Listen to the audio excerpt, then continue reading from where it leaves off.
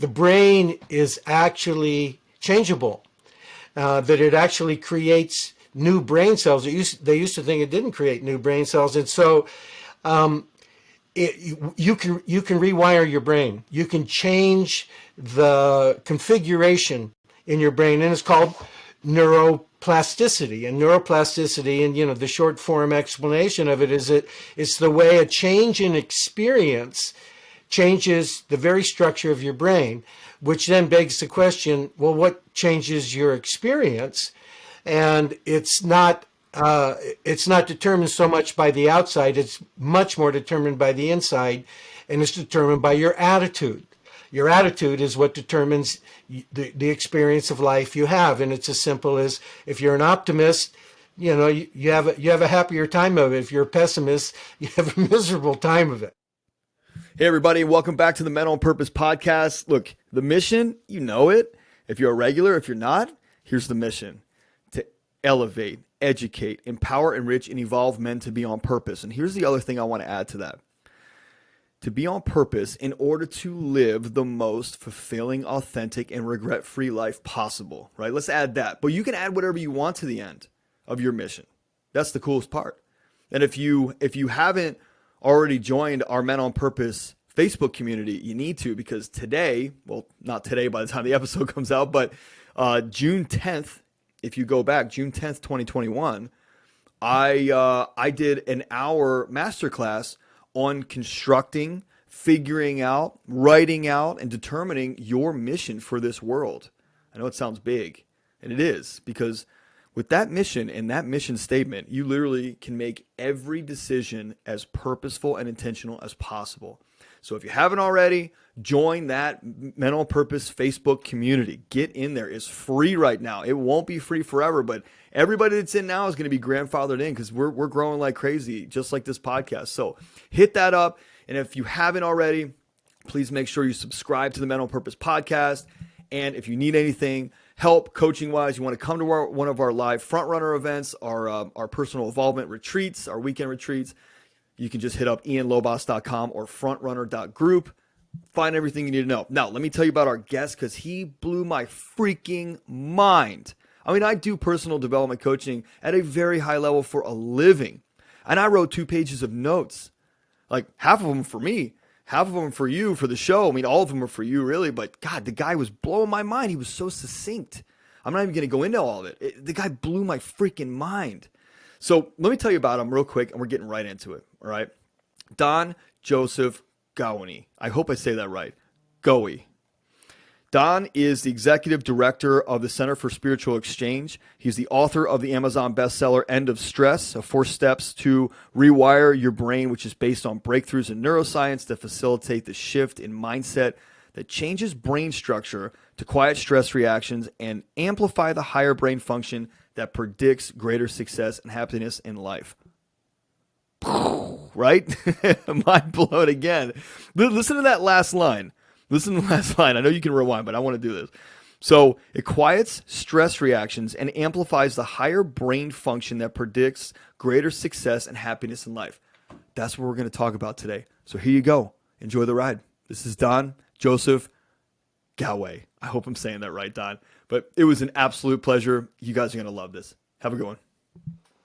Okay, so PsychoSpirituality. We got some technical difficulties, but we power through. PsychoSpirituality, I feel like I know what it is, and I'm now second guessing myself. So tell us about this, because it's, I love reading your bio. It's such interesting stuff, because the people have to grow. If they don't grow, if they don't get out of their own way, they're not as productive, or as they could be, or not productive at all. And you take this over. This one's your show. Sure. Psychospirituality represents a convergence of 3 forces in our society that used to work against each other, but now are on the same page with each other. And that has to do with the field of psychology, psychotherapy, the field of neuroscience, and spirituality. And when I say spirituality, I don't necessarily mean religion. I certainly don't exclude it, but it's practical spirituality. It's about fulfillment, what it is about the way we go about our lives that leads to fulfillment. And it's a really powerful field. And you see, it shows up a lot in the press as mindfulness, but it's really this convergence of all three of these fields. And the neuroscience part is the last one to come to the party, and it's really an important part, because it's basically, when you ask somebody the question, why am I unhappy? Why am I miserable? The answer to that is it's the way society wired you, the way it wired your brain. And it used to be the thought that once you get wired in a particular way, that was set for life. So, the first couple of years of your life, whatever traumatic events happened to you or whatever beautiful events happened to you, it was going to set the course of your brain, the course that your brain was going to take you in. Well, then what they discovered is that the brain is actually changeable, that it actually creates new brain cells. They used to think it didn't create new brain cells. And so you can rewire your brain. You can change the configuration in your brain, and it's called neuroplasticity. And neuroplasticity, and the short form explanation of it is that it's the way a change in experience changes the very structure of your brain, which then begs the question, well, what changes your experience? And it's not determined so much by the outside. It's much more determined by the inside, and it's determined by your attitude. Your attitude is what determines the experience of life you have. And it's as simple as, if you're an optimist, you have a happier time of it. If you're a pessimist, you have a miserable time of it. And it turns out that, well, what actually wires the brain most effectively in a positive way is living according to some practical spiritual principles. And so that's where you get psychology, spirituality, and neuroscience converging to help us evolve and move our lives out of the suffering that we've been programmed into living. Yeah, I've never heard it put that way. This like three rivers mixing.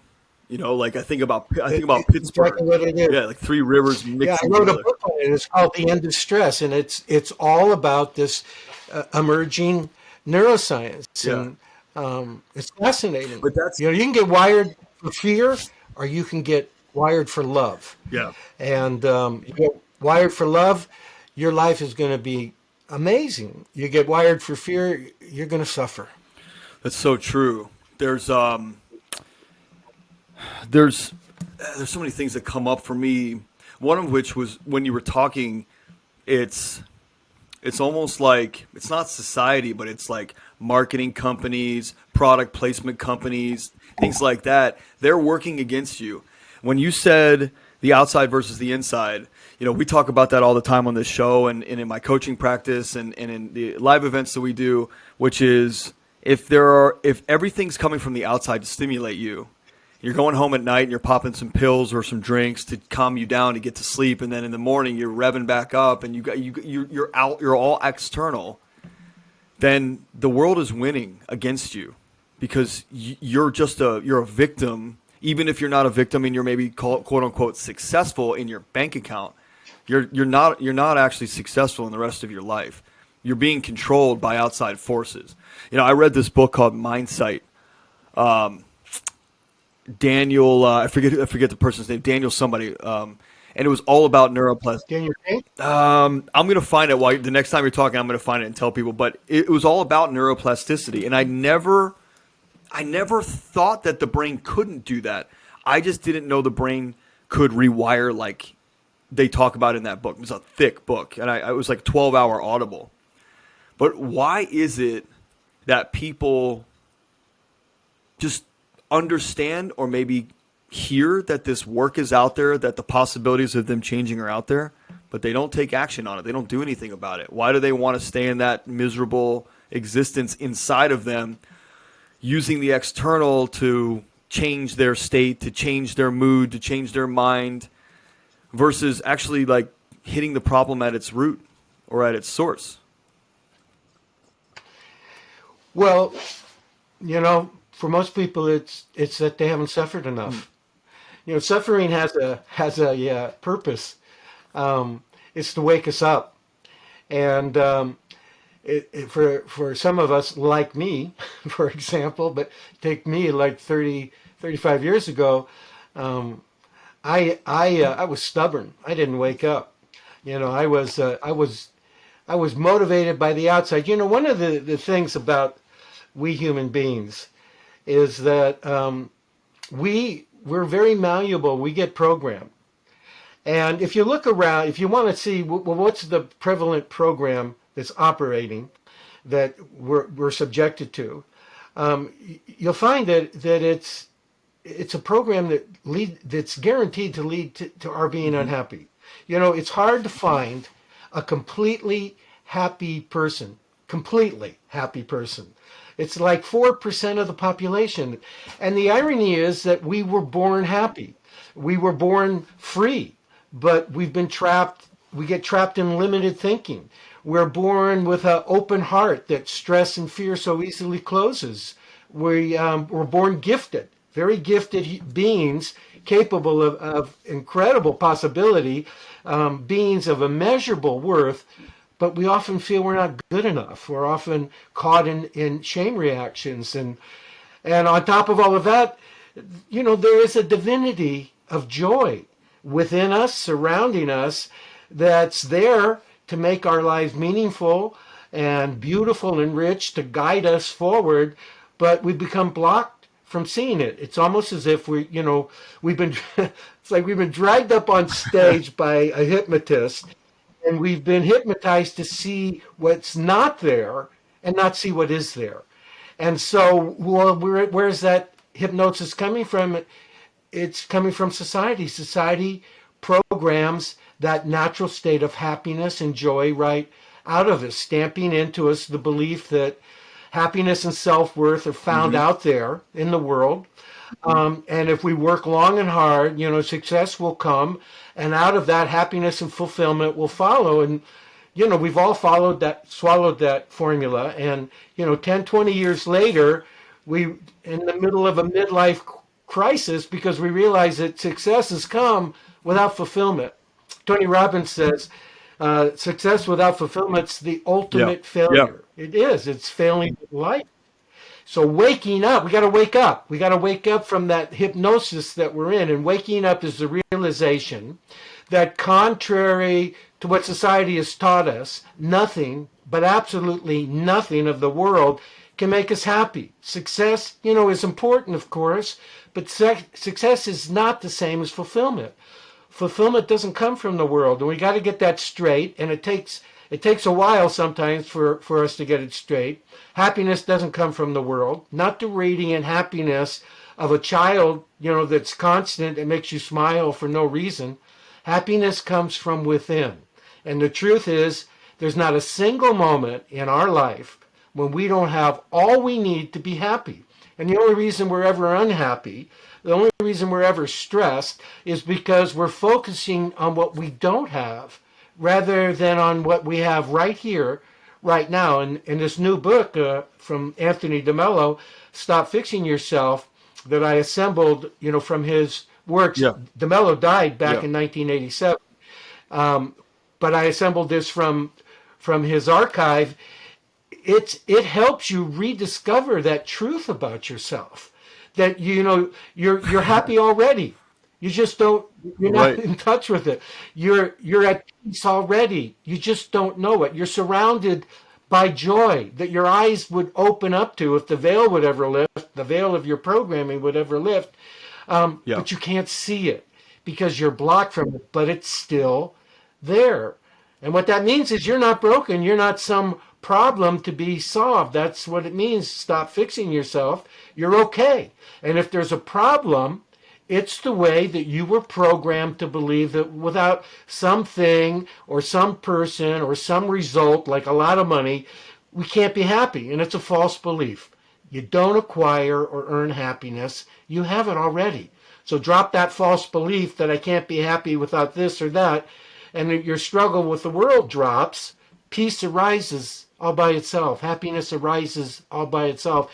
And suddenly you're beholding how utterly blessed you are in your life, just with everything exactly the way it is, including your problems. Your problems are there to help wake you up. So the choice of the human is to lift the veil. That's it.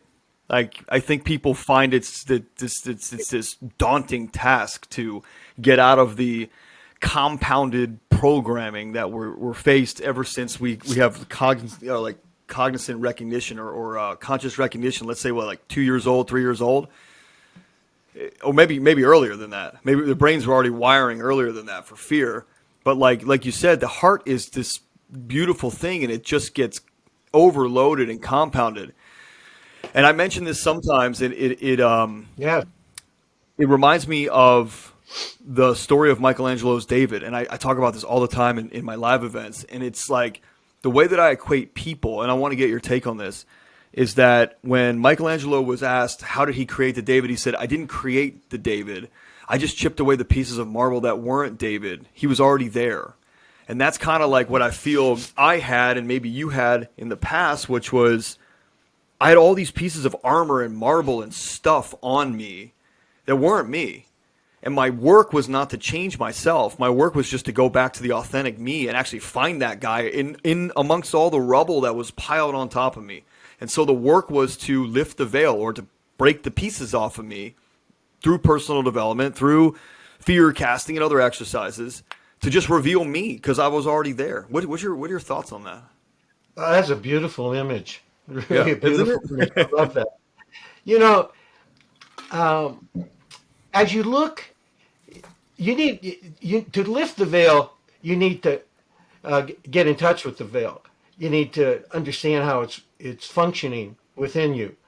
And as you look at the way that you've been put together, essentially, if you look at the way you've been put together and the way that you function in the world, you'll find that inside your brain, there's a whole program, society stamped into it, that wired your brain with a set of demands about how the world should be, how you should be, and what you should want. You know, in a kind of superficial way, it's like you get programmed into, I have to succeed, I have to make a lot of money, I have to be famous, all of this kind of stuff. It puts this incredible pressure on you, and that gets wired into your brain. And then what happens is, as you go through life is full of ups and downs, right? Yeah. And so when you look out at your life and you see it's not as the way I was told it should be, I'm not the person I should be, I don't have the things that I should want, to have, it's all going down the drain. That's the fear of failure. And the fear of failure is really strong in people in our society. And it's imperiously insisting that these demands society stamped into us get met by life, by people, other people, by you. And if the demands are met, your brain allows you to feel some elation, some self-satisfaction, but it's very short-lived, because before you know it, that fear of failure comes back up, like, how am I going to keep this money that I've made? How am I going to keep this reputation that I've put together? How am I going to keep the people in my life happy? All the balls you're trying to keep up in the air. And of course, we're living in a world where the law is impermanence. So you know that sooner or later, whatever the world begrudgingly gave you, it's going to take it away. Totally. So if your demands aren't met, even though it's no fault of yours, it's just the nature of things, your brain generates negative emotions that cause you to suffer. So in short, society has trained us to upset ourselves. For instance, when other people don't live up to our brain's expectation, it torments us with anger, frustration, bitterness. When we fail at something, it torments us with the fear of disconnection, the fear of being fired. It goes on and on like that. And so it's That's the veil. And so the question then becomes, what do I need to do to change that?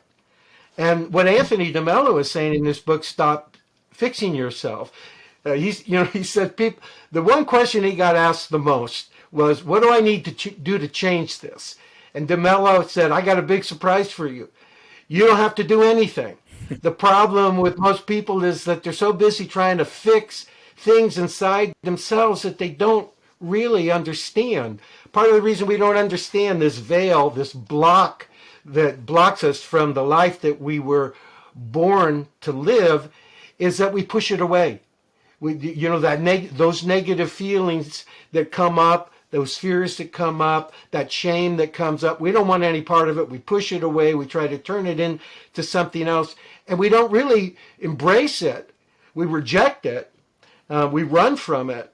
And as a result, we stay stuck in it. It's sort of like It's sort of like the problem of how we're blocked from the love that's in our hearts. It comes in the front door to talk to us, to let us know what's going on. We push it out, and it just comes back through the back door and smacks us in the back of the head. So if the message from DeMello is stop trying to fix yourself. You don't understand it. You have to get in touch with it. So then the question becomes, what do I do? Yeah. And what DeMello is saying, what psychotherapy is saying, what neuroscience is saying, it's enough for you to simply be watchful and aware of what got stamped into you, of how your brain got wired for this unhappiness, for this life of upset, for this life of never feeling like you're enough. Through awareness, all that falseness, all that neuroses will drop. But you got to bring it takes a certain amount of courage. I often tell people the first thing that they may need to be aware of is that they're afraid to find out. Yeah. So don't be afraid of being afraid. But that's how we get deprogrammed. That's how we rewire our brain, is through awareness. And DeMello gives us a very specific way of approaching that isn't really about anything you do. It's a way of being with yourself. And in particular, being with yourself in terms of getting in touch with those negative feelings and those negative reactions that you're having. So I want to go back to something that you mentioned. I wrote down like 6 things while you were talking because there's so many cool things I want to ask you. You talked about sort of the primal fears that we're already born with, fear of falling, fear of being outcast. Those are big, those are really big. I mean, I think people, in high school and college, I mean, I know people now that are in their 40s that couldn't be they're so far from the authentic version of them, and they are miserable, but they will never not fit in. And it's like, wow, okay, so there's a primal fear in there, but is it compounded by manufactured fears based on your programming and everything? Is that what we're talking about here? Is like we have primal fears that are instilled in the wiring of the brain before society and parents in school and all the crap gets a hold of you, and then all of a sudden you start manufacturing things to live up to those primal fears? Or is it just a mix of both and it's all running wild inside of you? Well, it's not a matter of living up to those primal fears. Avoiding them. The stress response, avoiding them, yeah. The primal fear thing you're talking about, we have an emotional brain, and it's fully developed in a human being by the age of 2.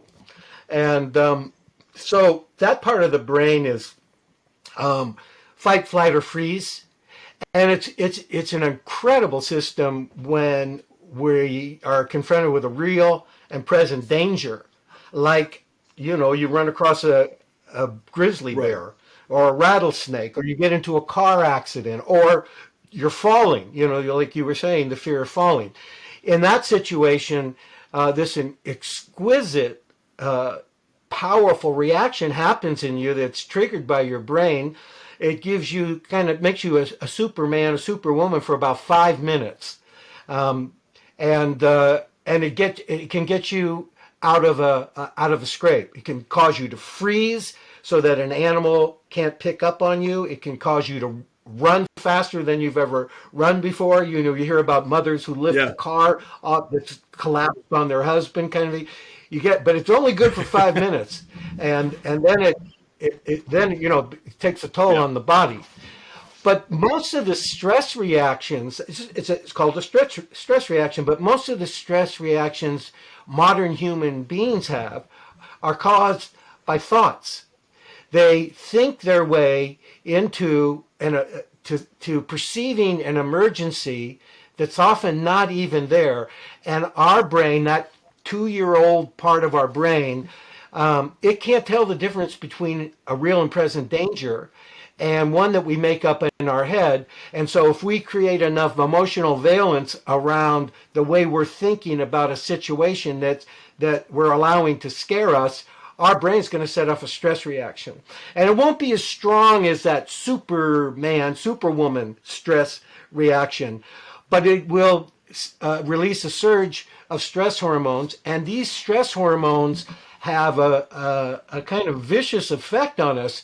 What they do is these stress hormones are like a wonderful cocktail for the emotional brain, for the fear center of the brain. And so the more you're stressing based on your own emotional reactions and your mind-made emergencies kinds of things, the more you do that, the more you're releasing these stress hormones, the more they're fortifying the fear reaction. It's called fear conditioning. And at the same time, while they're expanding those parts of the brain, it's actually called sprouting. The neurological term, as they're sprouting more and more of those networks, it's actually shrinking the higher networks, the networks of the prefrontal cortex, the networks that make a Michelangelo, the networks that also connect with the right hemisphere of the brain to make you highly creative and a creative problem solver. And on top of all of that, these stress hormones also affect your DNA. They affect your chromosomes. Your chromosomes are held together by a little cap, and that's called a telomere. And it's like a cap on the end of a shoelace, to keep your shoelaces from coming apart. Well, your chromosomes are spiraled. And so this cap keeps them in place, and when they're like that, they put out healthy cells to repair your body, to slow down the aging process, to keep you young. If they're anything, they are a fountain of youth. Well, stress hormones cause those to degrade, and they come apart, and they start putting out abnormal cells, and those abnormal cells turn into cancer, and they prematurely age us. That's why if you've seen somebody who's been stressed for a long time, like the pictures of the President of the United States before and after, you see an enormous amount of aging that's taken place in that face. Well, that's why. It's because of what's happened with the chromosomes. The stress hormones have debilitated his ability to put out healthy cells. This was discovered by Elizabeth Blackburn. She won the Nobel Prize in medicine for it. So that's the issue. The issue is we think our way into all kinds of stress reactions that set off these huge reactions within our body, and they're the source of what makes our life miserable. They did a study just to underline how powerful our thoughts are in generating our suffering. Is they did this study at Cornell where they had people write down their worries over a protracted period of time, and then they had them go back and determine which of their worries did not happen, was wasted emotional energy spent on them. And they found that 85% of what those people in the study, it was a large study, 85% of what they worried about did not happen. And of the 15% where it was determined they did happen, what they were worried about actually ended up happening, 79% of the people reported they actually found they could handle the situation fine. They resolved it. They moved beyond it. So when you do the math on those two figures, you find that 97% of the time those people were worried and stressed and fearful and anxious. There was nothing to worry about. They were fine. All is well. All was well except their thought process. And so what DeMello is telling us in his book, Stop Fixing Yourself, you've got to get in touch with that. You've got to get in touch with the way in which you've been programmed to paint yourself into a worried corner from which, when you look out at the world, you see a threatening world. And to begin to deconstruct it through awareness to the point that you begin to realize it's actually not there. This threatening world I see is actually not there. It's here. It's in my head. It's pretty simple. I mean, it's based on this theory. So we want, we were using the metaphor of a veil. So we want to, how do I get that veil to drop? Well, I got to become aware of what constitutes that veil, and that means awareness. What you are aware of, you control, and what you're unaware of controls you.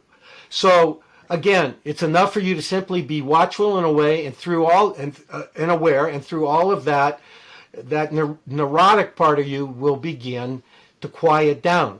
Awareness allows you to see and feel what's going on inside of you that really sabotages your fulfillment, sabotages your happiness. The negativity, the upsets, the pessimism, the aggression, the competitiveness, the shame, the unworthiness. So the first thing you need to do is to get in touch with those negative feelings that you're usually not aware of, or that you tend to push away, or you tend to repress in some way. And what negative feelings? Well, I have hurt feelings. Somebody said something that I took as an insult, or you're feeling nervous or tense about something you're trying to achieve it. Or maybe you're feeling gloomy or moody, or maybe you're feeling shame. Maybe it's as strong as feeling self-hatred. So it takes a degree of courage to feel what you're feeling, and really to let yourself feel it. And the second step is to acknowledge that this negative feeling, this upset, is in me, not necessarily in reality. Just think about that Cornell study. It's a very important step. So now you're allowing yourself to be in touch with those negative feelings. You're letting the torment that they cause in you to be felt. And you're acknowledging to yourself, this is happening in me, not necessarily in reality. And you really try to get that. You really work at understanding that. And eventually you will, because it's self-evident. It's happening in you. And the other thing you begin to get is that I have a question for you. Also, it's not happening to you. It's actually happening for you. It's trying to wake you up. Right. And so that's the second step. Acknowledging it's in me. And the third step is don't identify. Sure. Well, quick question before you go to the third. I want to, for people that are listening, they're like, okay, well, that sounds really easy.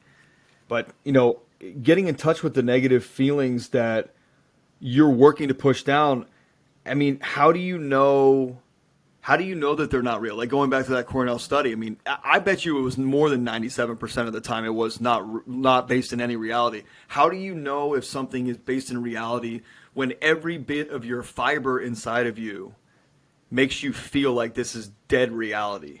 But there's no evidence to prove it. It's all manufactured in the brain. How do you separate that? Or what exercise or thing can someone do to get a handle on reality? Well, like real evidence. My suggestion is just acknowledge, just open up to the possibility that this negative feeling, this fear that you're having, is in you.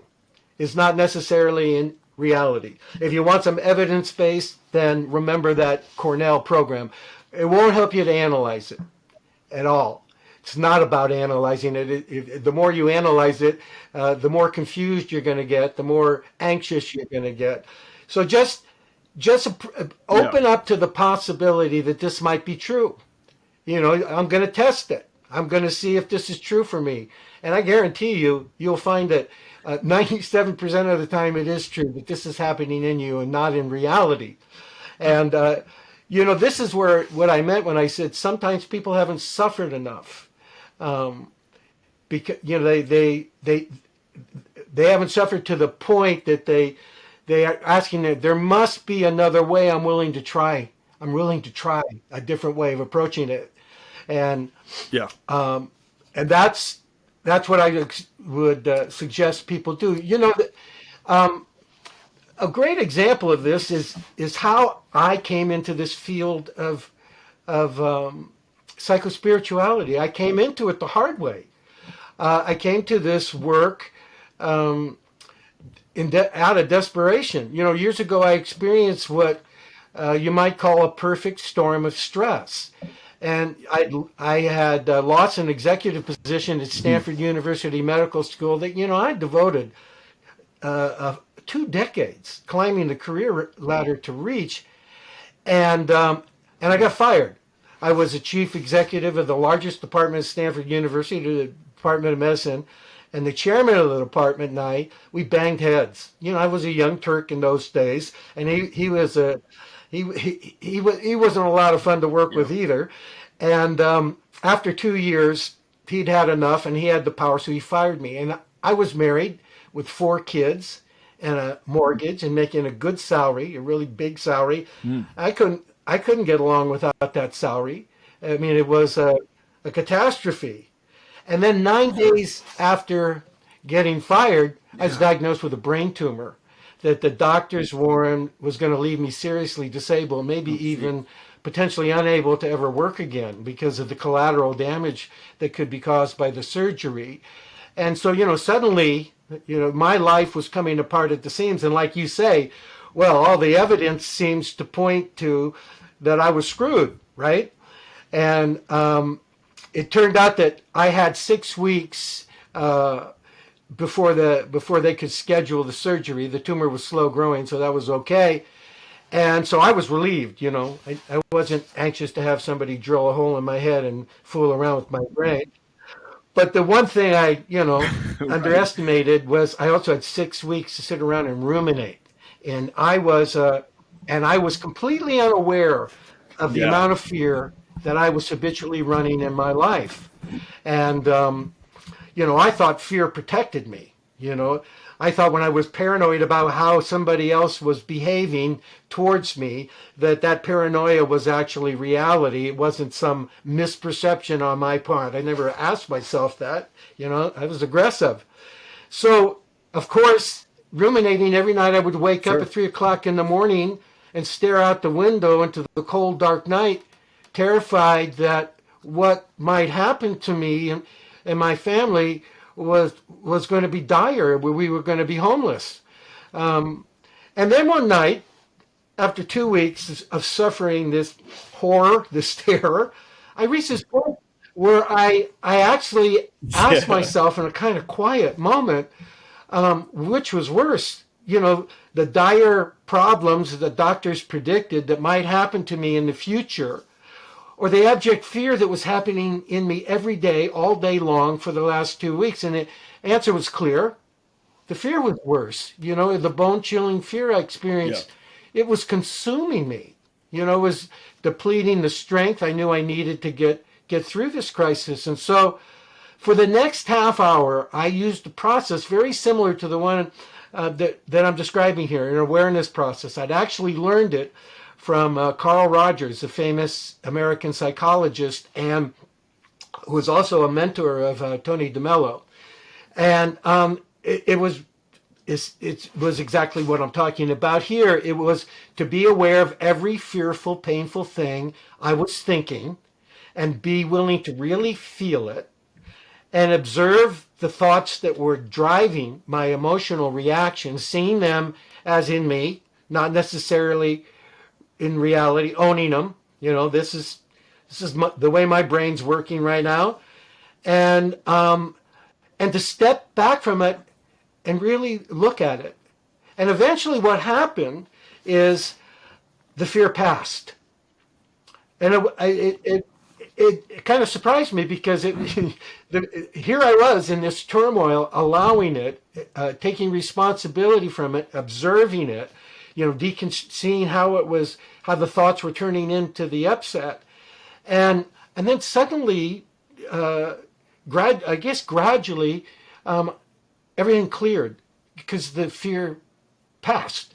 Everything. And I discovered a truth Dissipate. that Yeah. my grandmother told me: everything passes, especially emotions. And here I was, elevated Right. automatically without anything that I had done other than to be aware, into this space where for the first time in 2 weeks, I felt at peace. I felt, and this feeling of peace, the more I relaxed into it and let my mind get quiet, began to turn into a feeling of optimism. And so for the next hour, fears would come up. I would process them in this way. And at the end of that hour, I made up my mind right then and there that as I approached the surgery, I had 4 more weeks before the surgeries, I approached that I was going to let go of fear in this very simple way of awareness. Every time it raised its ugly head, I was going to let go of it in this way. And I began to get liberated from it. And I was, by the time I reported for surgery, I was kind of in a state of bliss. And one of the things I had to do with my job to get my golden parachute is I had to report in over that period of time and finish a project only I could finish. And I was way nicer to people. I wasn't letting my misperceptions Right. drive the way I related to people. Um, and then when I reported for the surgery turned out to be a complete success. In fact, it was it was presented at Grand Rounds at Stanford. And if neuroscience knew back then what they know now, they would have told me that shift in attitude that I had experienced, that shift from allowing the processing the fear through awareness, that led to this quieter place inside of me that widened my perspective and opened up a more optimistic attitude, that very process created the mind-body connection that that almost invariably promotes a positive outcome medically, physically, and that's what happened to me. And not only that, Yeah. I got my job back.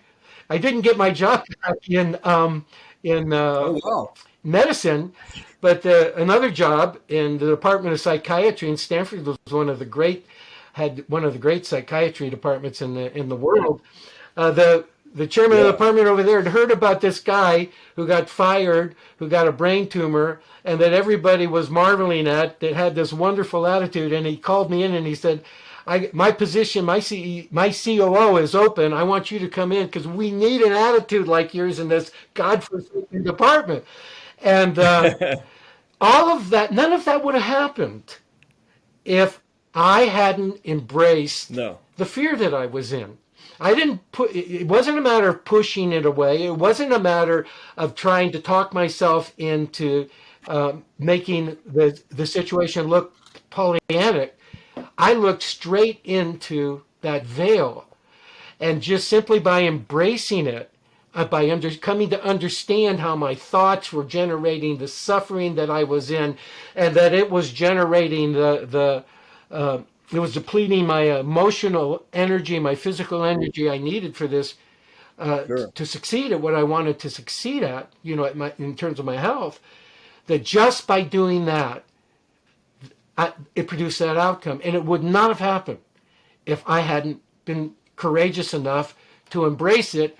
And I probably wouldn't have been courageous enough to embrace it if, the world didn't have me in a full melted arm lock, and I was willing to say, Uncle, okay, there must be another way than fear. Right. So that makes sense that for people that continue to perpetuate the drama, the trauma, the stuff in their head and ruminate in it, they just haven't hit low enough. So is the key that you got to hit low enough, or can you stop it? I have two questions there. I have like 5 million questions for you, but I got to watch our time, and I want to be Sure. purposeful with the way that we're staggering these. So is there do you have to hit rock bottom? You have to get fired from a prestigious job, making a ton of money as the provider, and have a brain tumor.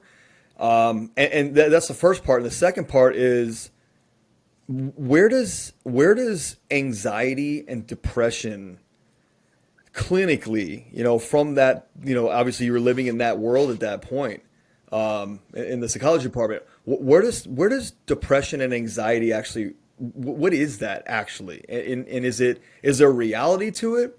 Because I'm sure that once you freed yourself and made these new decisions based on the way you were going to process thoughts, anxiety and depression lifted and became non-existent. I'm guessing, but I want you to give us your take on those two very rampant problems in our society that are heavily medicated. Probably some of the easiest to medicate. Yeah, they're very heavily medicated, that's for sure. Well, in terms of, do you need to hit rock bottom before you begin to rise? The only answer I can give you to that is, if you were as stubborn as I am, yes, you do. I grew up in a family with a stepfather who was brutal, and he brutalized me and my brothers, and he also pounded into our heads that we were worthless until it reached the point that we were. And so I headed out in life with rage. I headed out in life wanting to prove myself. I was going to prove myself to my worth to people no matter what, and I didn't see that as I was operating from trying to compensate for something that was unhealed inside of me, And so I given that kind of programming that went on inside of me, and that launched me out into the world, it was going to take running into a brick wall for me to step back and take a real honest look at myself. And and what I mean by an honest look at myself is to look at that veil, to look at the thoughts that I think that were programmed into me, that trauma programmed into me, that essentially boiled down to my worthlessness, and that out of that worthlessness, that produced this huge motivation to succeed, which produced the fear of failing, operating from the fear of failing. That was part of the veil, and so I had to watch how those thoughts turned into the emotional suffering that I was in, turned into the projections I was making onto other people and onto life itself, and to begin to understand that I'm not to blame for the way I was programmed, but I'm responsible for changing it. No. And the way in which I change it here begins with feeling it, identifying it, and then moving to that third step, in which you say, it's like we say to ourselves, I am depressed, right? I am afraid. I am worthless. Well, the critical part of that statement is I am. And that goes into your brain, and the brain believes you. If you say you say something, it says, okay, I am depressed. You're not depressed. You're having an emotional experience called depression. And so the important step in as you go through the awareness process is not to identify with the emotion, to allow yourself to feel it, allow it to come up, to deconstruct it, to see the thoughts you're thinking that are producing it, to tell yourself it's happening in me. Yeah, do all of that, but don't end up saying, I'm afraid, I'm a failure, I'm inadequate, that kind of thing. You can say, my experience right now is fear. My experience right now is depression. That's fine. If you want to just say fear is there, identify it as something over there that doesn't define you. Because when you say I'm afraid, you're defining yourself in terms of that feeling, and that's your illusion, that's your mistake. In no way does that feeling affect your essential self. One of the great things DeMello gives us as a metaphor, he says it's like when you throw black paint up into the air remains uncontaminated. You never color the air black. It falls to the ground, splashes around your feet. And no matter what happens to you emotionally, these emotions that come up and that are triggered by outside events, no matter what happens, you remain uncontaminated. Your true self, your pure heart is always there. So there's depression there right now. There's worry there right now. But let it be. Leave it alone. Understand the thoughts that are generating it. It will pass. Everything passes, especially emotions. And be sure to observe this whole process you're going through, this awareness process, without judge. Do it non-judgmentally. Don't judge yourself for it. In fact, if you do, if you say like, oh, look, I can't believe I'm feeling this again, understand, just be aware of that. Be aware that be aware of the thoughts that you are having about your inadequacy that's turning into your feelings of inadequacy, and just process it, let it come into awareness. And, and remember, everything passes. And when it does pass, relax into that moment where, my God, it's gone and I'm still here. Now you're free. This is a moment of freedom. Right here, right now, in the present moment, there is always freedom. If you can get here, when you think about the future, you think about the past. There's no freedom there. Your mind's getting locked in to misperceptions you have about yourself and your life. But right here, right now, in this moment, when that anxiety you were suffering under passes, you're free. So relax into feeling free. Let your mind be quiet a moment. And then what you will observe is that feelings of peace, being at peace with yourself, at peace with whatever it is you're confronted with. And then right behind that, a feeling of happiness will begin to arise, and they arise all by themselves. And that's fulfillment. That's the only fulfillment that there is. And it doesn't come from outside you. It's your natural state. It's the way your brain has been wired to block. And as you do this, as you go through this awareness process, the things that no longer serve you, the fears that no longer serve you, they will drop.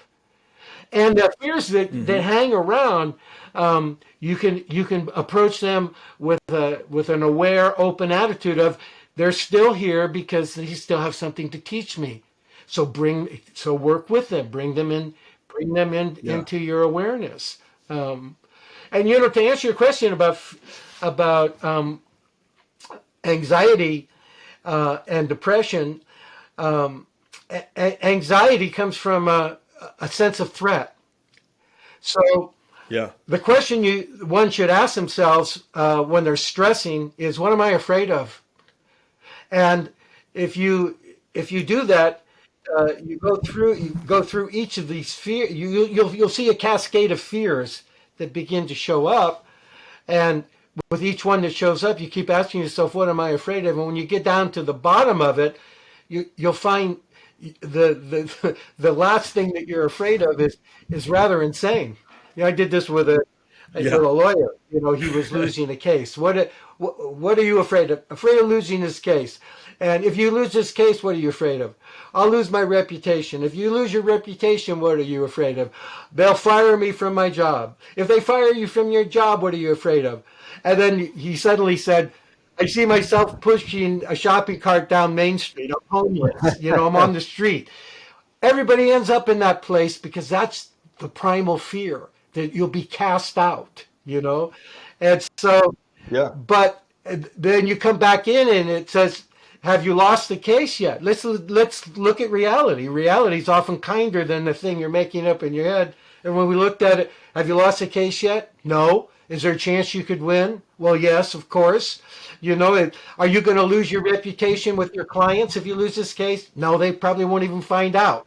Are you going to lose your job? Then what he tells me is, no, they're making me partner. And it's amazing how far our fear travels. It travels right past the facts, And I said, are you in danger of being homeless? And he says, no, I've invested my money really well. And all of this was costing him at the level of his happiness and at the level of his performance in that courtroom. And so that That's where fear comes from. It's coming, we think our way into these fear reactions, and depression is when we stress ourselves long enough, the whole emotional system bottoms out, the whole Yeah. biochemistry bottoms out, and we're depressed. We're in despair Yeah. now. Wow, that's a lot. God, that's so. All thought, all thoughts start, all starts Yeah. with thought. It's so easy to comprehend from a cognitive standpoint, but from an emotional standpoint, and the traumas and all the stuff in our brains, it is like I've been a coach of personal development for like 7 years. And even when you're saying that, my brain's like, I don't know if all that's true. And I'm like, what are you talking about? That's our that's a training we've done. Like, what are you nuts? Come on, stop it. Like, and so the question that I have, and I'm going to ask you this one last question the fear of success isn't really a thing. It's the fear of sustainability and consistency, like you talked about a little earlier. And I wanted to take us back to this. So somebody might be able to do this in the moment, but when I was going through what I was going through in all of my businesses and like just, the turmoil inside, it wasn't about getting myself out of it in that moment. It was that it was going to get stronger and harder as I learned more about it. It was going to strengthen. The storm was going to pick up speed. And that every day I was going to fight a different, bigger, stronger, scarier monster. And how the hell was I going to pull this off for the rest of my life? That piece was the part that scared the living hell out of me every day. The sustainability and the consistency of the results and the consistency of my activities.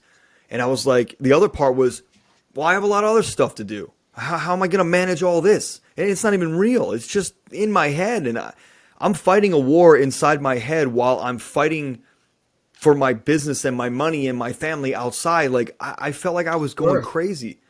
So just touch on real quick about sustainability and consistency in the work inside and the results outside. Well, it's the fear of failure. That's a big thing. It's a very, very strong Yeah. fear in America. It's the fear of failure. And, we believe, we are programmed to believe that we're here to conquer the world. And if we conquer the world, we'll be okay. And so we have these false beliefs about that. And, one of the things, in a situation like you, if I was coaching you at that time of your life, one of the things I would have asked you to do is to write down your attachments. And the way I would have you write down your attachments, and I invite everybody listening to do this, is to write up the top of a piece of paper, I cannot be happy until. Because everything we're doing, from the heart place, we're doing to find happiness. We want happiness.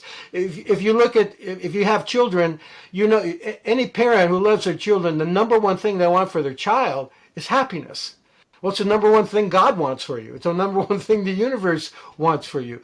And the odd part about it is you really have it already, but you get lost in these attachments that are defining that you allow them to define who you are. And if you don't achieve them, then you're nobody, kind of a thing. And so you write at the top of the page, I cannot be happy unless or until.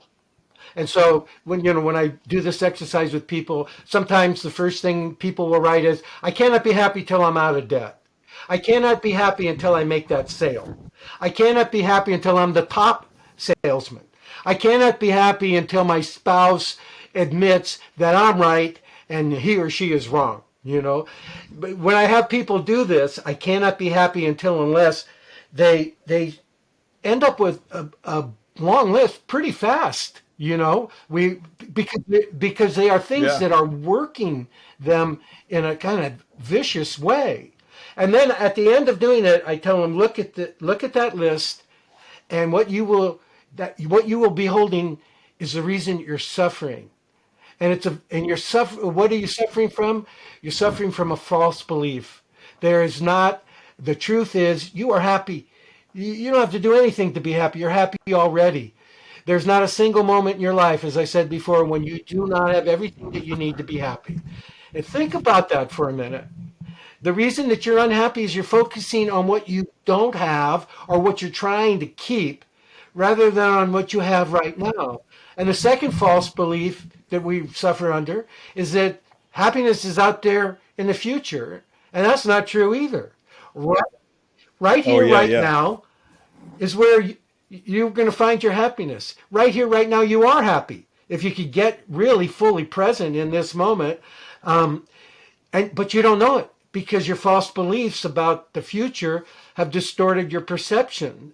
Um, and so, you get caught up in fears and anxieties and attachments and conflicts, guilt, a host of games that you end up playing, trying to hang on to your gains, and then, there's the belief that if all your desires, all these desires that you have here, all these attachments you have here were fulfilled, then you'll finally be happy. And in fact, it's these very desires and attachments that are making you tense and frustrated and nervous and insecure and overwhelmed, like you were describing. You'd sit in the car and start crying.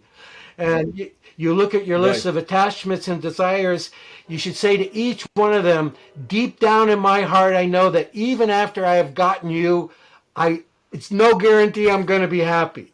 And you ponder that truth. Right. Right. If I could only get a doctor to grow hair where my baldness is, if my boss would only appreciate me, if now suddenly you don't need to move from this job to that job, this neighborhood to that neighborhood, this relationship, this love relationship to that relationship. You're chasing these things because you're kind of insane. But if you admit that to yourself, deep down inside of me, I know that even after I got what's on this list, it won't give me happiness. Only I can give myself happiness. That's where that's coming from. So attachment is an emotional state of clinging to the belief that without something or some result or some person, you cannot be happy. And at some point today, I invite your listeners to write down those attachments. Starting with "I cannot be happy unless until." It's really eye opening. Yeah, and I want to. I mean, I need to go. I need to go reset my brain. This is a very very powerful hour of content. I mean, look at this. Those are my notes. Like it's just crazy, and it's my show. I could, But when you, listen, later on, when you pick up your notes and look at them, I invite you to throw them yeah, away and just sit back and be quiet in your own being and notice that everything that you want is inside of you. It's already there. sure, sure. Well, remember though, I'm taking notes for the show. I'm taking notes to make sure that I have like timestamps for my editors to like, hey, make sure you pull this clip, pull that clip, pull that clip, pull that clip. And I want to write it at the time that my I'm brain. honored that you. Yeah, no, I'm serious. This has been a real, and it's interesting because I actually on this platform I have audience members watching us and listening to us, but they're not in here with us like a Zoom room. They're just on, and they were texting me like, "Wow, this is incredible stuff." And it is. You're so succinct. I knew the moment I read your bio and your one sheet. I'm telling you, I think I may have taken 3 seconds. But the way that the words were written and the way that the people who brought you to me pitched it, it was like, yep, yeah. I think I literally wrote, yes, yes, yes. Let's go now. Let's book him now. So I'm so excited for the audience that you delivered way more than I thought you would. And I thought you were going to deliver amazing. And you delivered like truly amazing, whatever the nth degree is. So thank you, And Don, for being on this here. book is even more succinct, even more to the point than I'm just reflecting what this book helped me find my way to, Yeah. So I really encourage Well, people to get it. And it's on sale right now, actually, at Amazon. Beautiful. So let's remind people where can they find you and where can they find the book? So the book is Stop Fixing Yourself by Anthony DeMello. Yes. DeMello, DeMello. D-I and then M-E-L-L-O. And it's on sale at Amazon. And where can they get more information about you? They can get more information about me at DeMelloCenter.com. If they type stopfixingyourself.com into their browser, it'll go to a page at our website, and at that page they can choose Barnes and Noble, Amazon, various book vendors where they can buy it. But if they access it that way, then we give them a free gift, which is a 6-part workshop that Anthony DeMello delivered at Fordham University back in 1987. And it's a powerful experience. DeMello, the books that he wrote back then, we're talking, 34 years ago. And his books are still international bestsellers. And Eckhart Tolle was deeply influenced by DeMello's work. So was Thomas More. Right. Ajasante. DeMello is in so many ways a forerunner of a lot of things that we take for granted now. He brought forward initially, and he was one of the first to bring Eastern and Western spiritual thought together. He and Thomas Merton, very famous for having done that. Both brilliant men, both Jesuit priests. The Jesuits are the intelligentsia of Christianity, St. Ignatius, all that. Well, DeMello brought in Buddhism and Hinduism and merged it with Christianity and Judaism, and in ways that you don't even identify the Buddhism that might be there. You don't even identify the Christianity there. He got it down to its most elemental unit, so that we could understand it. And if you read the comments that people leave on reading the book Awareness that he wrote, they say my confusion is gone.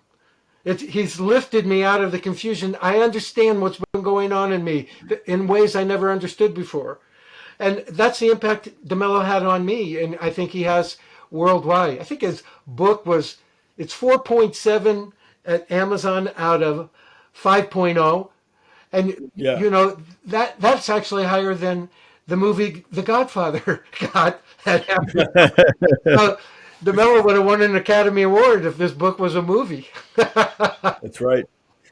Well, Don, I really, I'm excited in all honesty to read this book. I'm buying it now because your take through this thing has been really eye-opening, and this is my profession too, not just podcasting, but personal development and getting people out of their own way, and so thank you for do wonderful work. I spent some time on your website, and my hat's off to you. You do wonderful work. Oh, thanks, man. And thank you for this platform that brings so many wonderful people that people wouldn't hear from if it wasn't for you. And your participation today was fabulous. It was a thanks, man. I appreciate that. Look, this is not a job for me. This isn't like I have a lot of fun doing this, but this isn't just something that I do to promote my brand. This is something I love to do, and if it promotes my brand, then that's awesome. If it doesn't, that's fine. I'm very at peace and fulfilled by this hour talking to you, knowing that I know at least one guy who already texted me, who's listening on the audience, who said, mind blown. I'm already fulfilled, and I'm already at peace with that and happy about that. So there's going to be tens of thousands, maybe hundreds of thousands of people as we continue to grow this podcast. I mean, we're already top 1%. We're going for top 1% of 1%. I want Joe Rogan territory for this. And I think that we're so aligned in our messaging that having guys like you on, how can I not sit here and be awed and just enamored and just soaking this up? And I'm the guy that's facilitating this. That's the ultimate. So I really appreciate those kind words. Really appreciate that. I love that about him saying it was mind-blowing. What we are is incredible when we blow our minds. when we just kind of blow it all out, blow all that programming, all those false beliefs that the whole society is functioning on, and come and meet ourselves. The Course in Miracle calls about to come with open mind, open heart, and a quiet mind to meet ourselves. DeMello calls it coming home to yourself. Coming home to yourself is mind blowing. Had no idea I was such a wonderful thing. I had no idea it was beautiful. Yeah. But just to be yourself, to be when you take a moment to feel how beautiful you really are, and just simply say, "I am," and forget about that stuff that says, "I'd be better if I could get this." Drop all that and just say, "I am." I am, and what begins to arise is this wonderful feeling, and that feeling's your soul, that feeling's your spirit, and surrender to it. It'll take you far. No, it's beautiful stuff, man. Well, look, I'm gonna. I could talk to you for like 3 hours. My editors insist that I keep these two under an hour, which we're way past that now. But so, Don, thank you so much for being here. Everybody, you can find Don at stopfixingyourself.com. Stop Fixing Yourself is the book. And listen, as always, I appreciate you listening, and we'll catch you on the next one.